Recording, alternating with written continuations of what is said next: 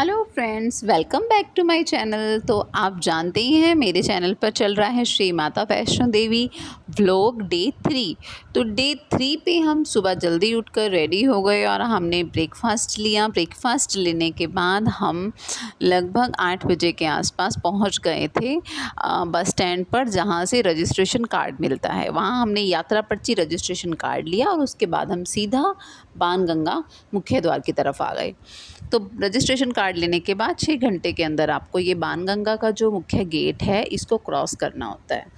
तो यहाँ से हम निकल आए और उसके बाद आगे बढ़ने के बाद हम अब जा रहे हैं सीधा बाणगंगा स्नान करने।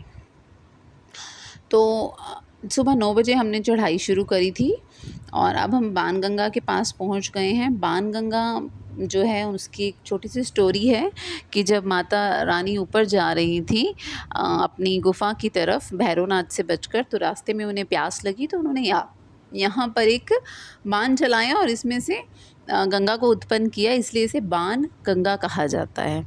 तो यहाँ का पानी बहुत ठंडा था। हम सितंबर में गए थे और बिल्कुल साफ़ ठंडा पानी था और यहाँ पर सब लोग स्नान कर रहे थे और पूरा भक्ति का माहौल था। हाँ, थोड़ा क्राउड ज़्यादा था पर बच्चों ने खूब स्नान किया, खूब एंजॉय किया और उसके बाद हम आगे की तरफ बढ़े। तो हमने यहाँ से टारगेट बना लिया था कि हम कम से कम रुकेंगे और ज़्यादा चलेंगे। 1 डेढ़ घंटा चलने के बाद हम एक बार कहीं रुक जाएंगे। और हम सुबह 9 बजे, जैसे मैंने बताया, हमने बाणगंगा से चलना स्टार्ट किया था और हम पहुँच गए थे शाम को 4 बजे के आसपास भवन के पास। तो वहाँ हमने भवन पर एक रूम बुक करवा रखा था और हम रात को वहीं जाकर रुकने वाले थे और हम चल पड़े हैं आगे। और यहाँ हमने बच्चों को कुछ व्हील्स वाले टॉयज़ ले दिए हैं जिससे वो खुद चल पा रहे हैं और खुद बहुत एंजॉय कर रहे थे वो चलना भी।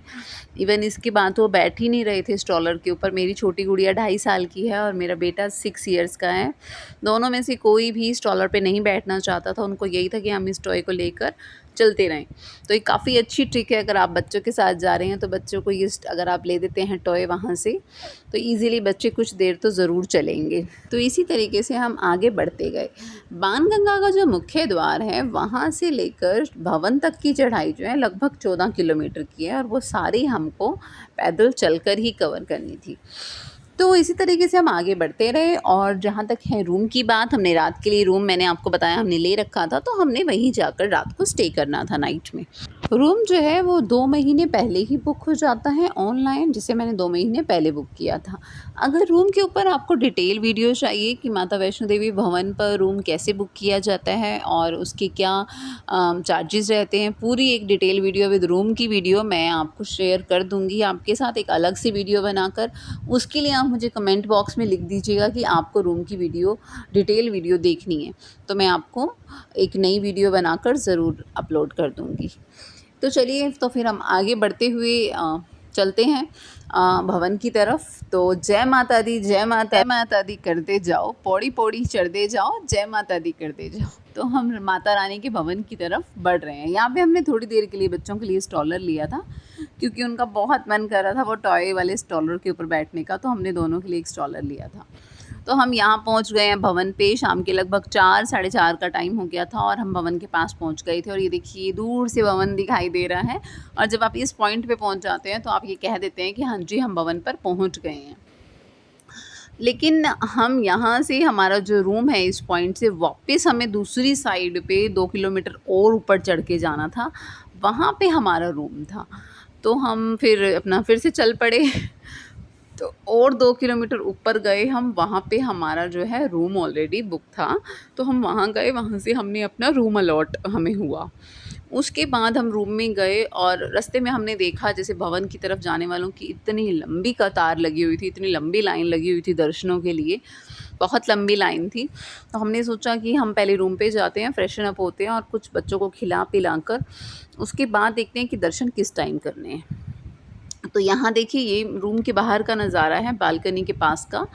तो यहाँ पे इतना ज़्यादा बादल आ गए थे और रात को बहुत बारिश भी हुई थी। ये हमारे रूम की बालकनी है, इधर से आपको दिखाई देगी। यस, ये हमारा रूम है अंदर की तरफ और ये रूम की स्टेयर्स हैं यहाँ से। ये एक्चुअली ना कॉटेज थी छोटी-सी, और इसमें आपको सारी फैसिलिटीज़ मिल जाती हैं। गीज़र मिल जाता है, गर्म पानी मिल जाता है, आपको हीटर मिल जाता है, कंबल, रज़ाई, गद्दे सब कुछ आपको अवेलेबल होता है रूम में। तो ये बच्चों के साथ में अगर आप जा रहे हैं तो थोड़ा-सा ईज़ी हो जाता है, रिलैक्स हो जाता है, नाइट स्टे करना ईज़ी रहता है। नहीं तो वापस आपको नाइट में वापस नीचे उतरना पड़ेगा।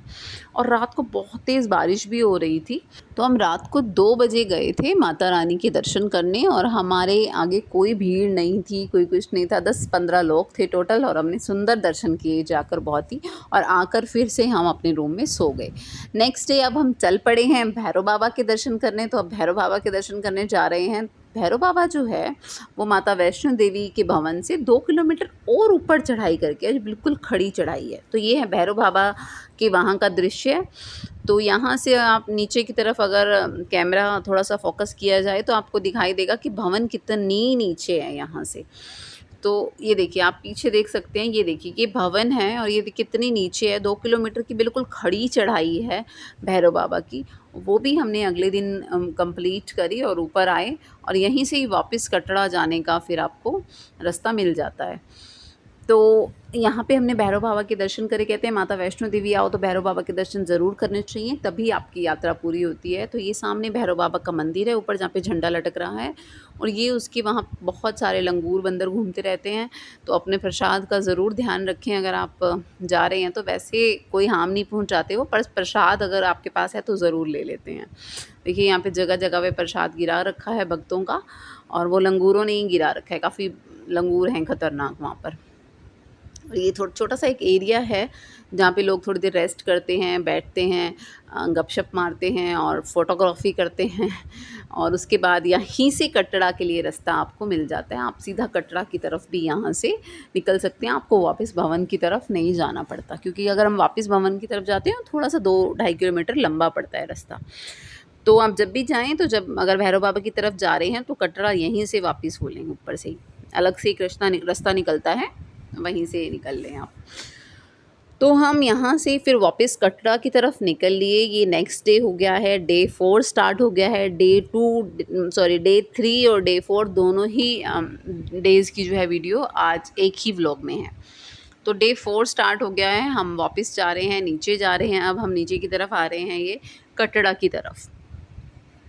तो ये जो वापस आने का चढ़ाई है, ये हमने लगभग मेरे ख़्याल से 3 से 4 घंटे में कंप्लीट कर दी थी और हम शाम को नीचे पहुंच गए थे 6-7 बजे के आसपास, क्योंकि हम भैरव बाबा पे गए लगभग 11 बजे के आसपास। हमने शायद भैरव बाबा की चढ़ाई शुरू करी थी और हमको 2 घंटे लगे थे पहुंचने में, और यहाँ से हम 3-3:30 बजे की तकरीबन हम चलना शुरू हुए भैरव बाबा से और नीचे हम पहुँच गए थे शाम को 6-7 बजे तक, 7 बजे तक पहुँच गए होंगे।